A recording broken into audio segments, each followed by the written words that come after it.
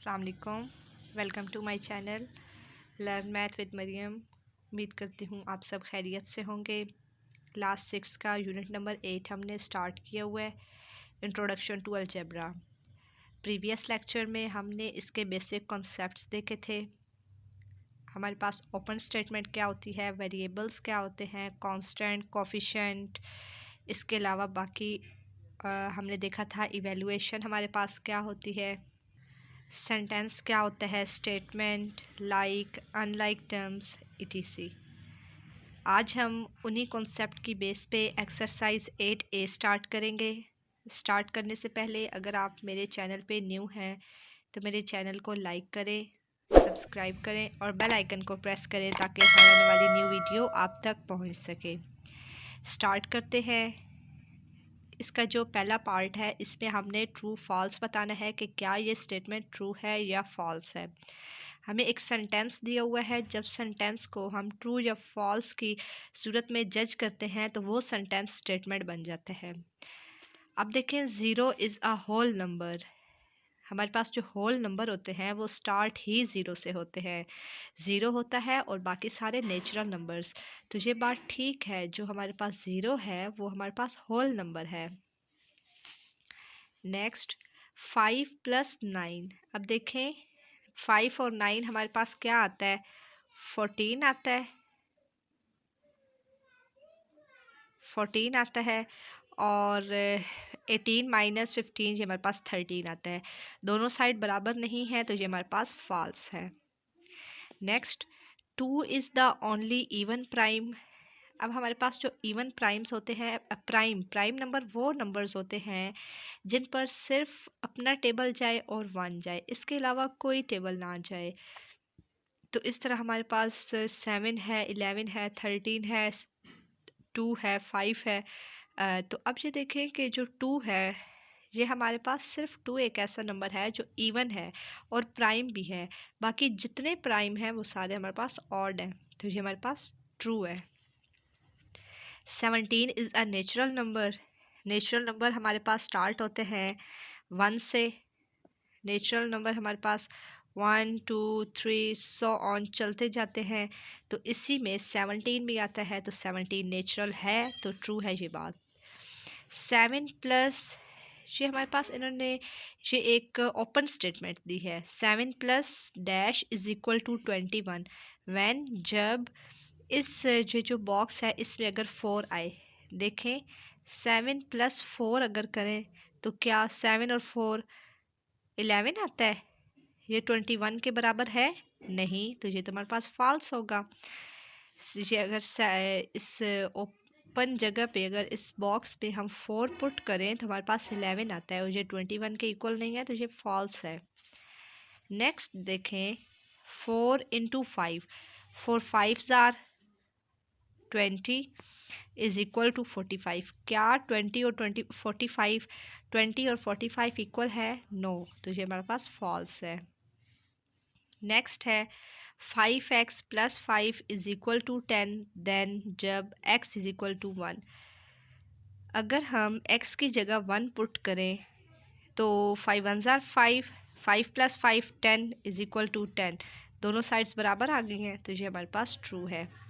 Next है हमारे पास 12 + 3, 12 + 3 15, 3 + 12 15। ये हमारे पास a + b + a commutative property यहाँ पर लग रही है। 12 + 3 15, 3 + 12 15, दोनों साइड्स बराबर हैं, ट्रू आ गया। नेक्स्ट है 0.5 इज इक्वल टू 1/5। देखते हैं 0.5, पॉइंट को ख़त्म किया, ये पॉइंट को ख़त्म किया, 1 आया। पॉइंट के बाद देखें कितने डिजिट हैं, 1 है तो एक 0 आया। 5 1s आर 5, 5 2s आर 10, ये तो 1/2 आया। 1/2 क्या 1/5 की इक्वल है? नो, तो ये हमारे पास फॉल्स है। नेक्स्ट हमारे पास है क्वेश्चन नंबर 2। रिप्लेस हमने करना है लेटर को बाय न्यूमरल, मतलब हमने नंबर के साथ। x + 2, अब हमारे पास x + 2 इज इक्वल टू 9, मतलब यहाँ x की जगह पर कोई एक ऐसा नंबर होगा, उस नंबर को और 2 को प्लस करें तो हमारे पास क्या आता है 9। अब हमने वो ये हमारे पास जिस चीज़ की वैल्यू नहीं पता होती ना, उसको हम सपोज करते हैं x से। अब ये जो x है ये उस नंबर को डिनोट कर रहा है, उस कांस्टेंट नंबर को। अब हम इस नंबर की वैल्यू फाइंड कैसे करेंगे? x इज़ इक्वल टू ये 2 प्लस हो रहा है, दूसरी साइड जाके माइनस हो जाएगा। तो 9 में से 2 जाए 7 आता है। तो हमारे पास ये दूसरा नंबर आ गया है कि इधर 7 प्लस 2 करें तो हमारे पास 9 आता है। इसी तरह इसके जो दूसरा और तीसरा पार्ट है वो आप लोगों ने सेम इसी तरह है। तो आप लोगों ने वो आपकी असाइनमेंट है, वो आप उसकी खुद प्रैक्टिस करें। इसी का एक पार्ट है 4, ये मैं करवा देती हूँ। 45 divide x is equal to 5। वो कह रहे हैं 45 को कौन सा नंबर डिवाइड करेगा तो हमारे पास आंसर 5 आता है। इधर हमने वो नंबर मालूम करना है। हम क्या करेंगे? 45 डिवाइड x लिखा इज़ इक्वल टू 5 आ गया। अब 5 इधर यहाँ हमारे पास क्या करेंगे? अब हमने x की वैल्यू मालूम करनी है। x की वैल्यू मालूम करना है, यहाँ हम एक और स्टेप करते हैं। 5 के नीचे अगर कुछ भी नहीं है तो हम 1 लगा दें तो कुछ नहीं है, क्योंकि 1 अगर 5 पर डिवाइड हो तो हमारे पास वैल्यू चेंज नहीं होती। अच्छा, अब देखें कि इससे अगर हम क्रॉस मल्टीप्लाई करवाएं, 45 मल्टीप्लाई 1 और 5 मल्टीप्लाई x। यहाँ पर हमने x की वैल्यू मालूम करनी है। तो 45 1 5 ज़ार 45, 5 डिवाइड हो जाएगा और इज़ इक्वल टू x। यहाँ 5 मल्टीप्लाई हो रहा था, दूसरी साइड आकर डिवाइड हो गया। और 5 1 ज़ार 5 और 5 9 ज़ार 45, तो 9 इज़ इक्वल टू x। हमारे पास यहाँ पर x की जगह 9 आए तो 9 5 ज़ार 45 होता है। अब नेक्स्ट हमारे पास क्वेश्चन नंबर 3 है, right as algebraic expression.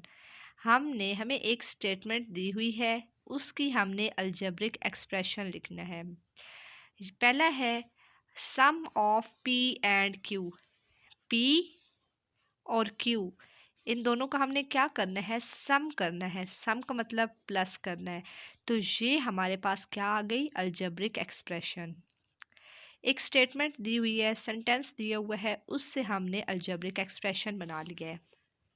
Next है the difference of a and b. A आया और हमारे पास आया बी, इन दोनों का डिफरेंस मालूम करना है। डिफरेंस मतलब minus. When A is greater than B, जो ए है वो बी से बड़ा है। माइनस में हम क्या करते हैं? बड़े नंबर में से छोटा नंबर माइनस करते हैं। तो अब ए बड़ा है, वो उन्होंने स्टेटमेंट में बता दिया है कि ए बड़ा है और बी छोटा है, तो ए पहले आएगा और बी बाद में आएगा। अगर वो कहते हैं कि बी ग्रेटर है और बी ग्रेटर है ए से, तो पहले बी आता फिर ए आता। इस चीज़ की उम्मीद करती हूँ समझ आ गई होगी। तो ये जो हमारे पास सेंटेंस है, इसकी अलजेब्रिक एक्सप्रेशन है a माइनस बी। नेक्स्ट है 2/3 ऑफ x। हमारे पास कोई भी ऐसे आप देख सकते हैं कि एक चीज़ है, उसके टोटल 3 हिस्से हैं। ये टोटल 3 हिस्से हैं, उसमें से 2 हिस्से जो हैं वो यूज़ हो रहे हैं। तो हम क्या करेंगे? 2/3 2/3, 2 यूज़ हो रहे हैं, 3 टोटल हैं। 2/3 ऑफ x मतलब 2/3 x, ये किस में एडेड हो रहे हैं? ऐड हो रहे हैं प्लस 2y में ये ऐड हो रहे हैं। जिस तरह स्टेटमेंट चल रही है साथ उसी तरह सॉल्व हमने करना है। पहले था 2/3 ऑफ x 2/3x, एडेड मतलब प्लस हो रहे हैं किस में? 2y में, तो 2y आ गया। नेक्स्ट है the product of m and n। Product है किसका? प्रोडक्ट का मतलब होता है मल्टीप्लाई। m एंड n का मतलब m n, इन दोनों का प्रोडक्ट है। ऐड हो रहे हैं, किस में ऐड हो रहे हैं? टू देयर सम, इन्हीं के सम में। सम में मतलब m प्लस n। अब देखें कि जो प्रोडक्ट है m और n का, ये प्रोडक्ट हो गया m और n का, ऐड हो रहे हैं मतलब प्लस हो रहे हैं, इसी के सम में m और n के ये सम में जो इसका प्रोडक्ट है वो ऐड हो रहा है। नेक्स्ट हमारे पास है the difference of 2p and 3q। हमारे पास डिफरेंस है 2p का और 3q का। When 2p is less than 3q। अब हमने पीछे किया था, आप सोचें कि अब हमारे पास 2p छोटा है और 3q बड़ा है, तो बड़े में से छोटा को माइनस करते हैं ना। तो अब पहले हमारे पास क्या आएगा, पहले हमारे पास 3q आएगा, पहले आएगा 3q। हमारे पास 2p क्यों नहीं आया, क्योंकि 2p हमारे पास लेस था, इस वजह से। तो 3q माइनस 2p। देखें वो कह रहे हैं the difference of 2p and 3q। इन दोनों को हमने डिफरेंस तो किया है, पहले 2p इस वजह से हमने नहीं लिखा क्योंकि इन्होंने कहा है कि जो 2p है वो लेस है, तो लेस वाला हमने ये बाद में लिखा। देन 3q मतलब 3q ग्रेटर है, तो इस वजह से 3q माइनस 2p आया। 3 टाइम्स a मतलब a को 3 दफ़ा, ये एक दफ़ा a, दूसरी दफ़ा 3 दफ़ा। एडेड ऐड हो रहा है 4 times of b, 1 time, 2 time, 3 time, 4 time. अब देखें ये 3 दफ़ा a है, इससे हम 3a लिख सकते हैं और ये 4b हमारे पास आ गया। सिंपल सी ये statement. The sum of m and the quotient of n divide by 2। हमारे पास क्या है, सम है, तो सम के लिए प्लस लगाएंगे। क्वोशंट ऑफ n हमारे पास क्वोशंट है और इस पे ये किसको डिवाइड कर रहा है, किसके ज़रिए ये डिवाइड हो रहा है, 2 पे। 2 पे ये डिवाइड हो रहा है और जो n है ये हमारे पास एक क्वोशंट है और इनका हमारे पास क्या है, सम के लिए प्लस लगाते हैं। द सम ऑफ m का ये सम है, क्या सम है, the quotient of n divided by 2। Next है हमारे पास the quotient of a and b। a b का क्वोशंट है, the quotient of a and b when जब a is divided by b। जब a b पे divide होगा, जब a b पे डिवाइड होगा तो क्या होगा, ये हमारे पास जो ये है इसका क्वोशंट होगा। The quotient of a and b when a is divided by b। Added किस में ऐड होगा, टू देयर प्रोडक्ट, इसके प्रोडक्ट में, किसके प्रोडक्ट में, a और b के प्रोडक्ट में। इसको दोबारा देखें, जो क्वोशंट है वो कह रहे हैं the quotient of a and b, a और b का क्वोशंट है हमारे पास। जब a b का क्वोशंट है जब a b पे डिवाइड होगा और वो किस में ऐड हो रहा है, इसके प्रोडक्ट में, a और b के प्रोडक्ट में। नेक्स्ट है इसका 1/3 ऑफ x। जिस तरह हमने कहा था एक चीज़ के 3 हिस्से हैं, अब उसमें से एक जो हिस्सा है वो यूज़ हो रहा है 1/3x multiplied by the difference of x and y। किसके डिफरेंस, x और y के डिफरेंस के साथ क्या हो रहा है, मल्टीप्लाई। 1/3 जो है ये मल्टीप्लाई हो रहा है x और y के डिफरेंस के साथ। When x is greater then y, जब जो x है ये बड़ा है और y छोटा है। लास्ट इसका है 3/4 of x। 3/4 of x means 3/4x multiplied, किसके साथ मल्टीप्लाई हो रहा है, the difference of 2p and 5q when 2p is less than 5q। किसका डिफरेंस है, 2p और 5q का, लेकिन आगे उन्होंने एक स्टेटमेंट दी है कि जो 2p है वो छोटा है, तो छोटा बाद में आएगा, देन 5q मतलब 5q बड़ा है। तो ये देखें 3/4x मल्टीप्लाई हो रहा है the difference of 2p and 5q। ये हमारे पास क्वेश्चन नंबर 3 का लास्ट पार्ट था। अच्छा, क्वेश्चन नंबर 4 में क्या कह रहे हैं कि हमारे पास ये टर्म एक दी हुई, हमारे पास write down separately the term of the following algebraic expression. ये हमारे पास अलजेब्रिक एक्सप्रेशन है, इसमें से हमने सेपरेट करनी है टर्म्स को। तो हम किसी चीज़ को जब सेपरेट करना होता है तो उसके लिए हम कॉमा यूज़ करते हैं। तो देखें कि a कॉमा ये एक टर्म हो गई, प्लस b दूसरी term, -2c third term. Comma के ज़रिए हमने अलजेब्रिक एक्सप्रेशन को टर्म्स में सेपरेट कर दिया है। नेक्स्ट है इसका तीसरा पार्ट, दूसरा सेम इसी तरह करना है, वो आप लोग की असाइनमेंट है। ABC comma +2FGH comma -AF² comma -BG² comma -CH²। तो हमने क्या किया है, अलजेब्रिक एक्सप्रेशन था, कॉमा के ज़रिए टर्म्स को सेपरेट कर दिया है।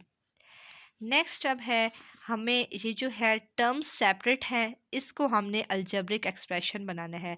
तो क्या करेंगे, कॉमा सेपरेट कर देंगे, कॉमा को हटा देंगे, सॉरी कॉमा को रिमूव करेंगे। A -3B कॉमा नहीं लिखना, बस अब कॉमा जब हमने हटा दिया है तो जो अलजेब्रिक एक्सप्रेशन बन रहा है हमारे पास, तो ये हमारे पास अलजेब्रिक एक्सप्रेशन बन गया। इसका दूसरा पार्ट आप लोग खुद करेंगे। इसका थर्ड पार्ट है अब 3u, जिसके साथ जिस वैल्यू के साथ कोई साइन नहीं होता वो अंडरस्टूड है कि उसके साथ प्लस का साइन होता है। तो क्या आएगा, प्लस का 1/2 GT, ये इसका पार्ट है। तो इसी के साथ जो हमारी एक्सरसाइज 8A है वो कंप्लीट होती है। बहुत इजी एक्सरसाइज थी। उम्मीद करती हूँ यहाँ तक आपको अच्छे से समझ आई होगी। अगर आपको मेरी वीडियो पसंद आई है तो मेरी वीडियो को लाइक करें, ज़्यादा से ज़्यादा शेयर करें, और अगर आप मेरे चैनल पे न्यू हैं तो मेरे चैनल को सब्सक्राइब करना मत भूलिएगा। मिलते हैं नेक्स्ट लेक्चर में इंशाल्लाह।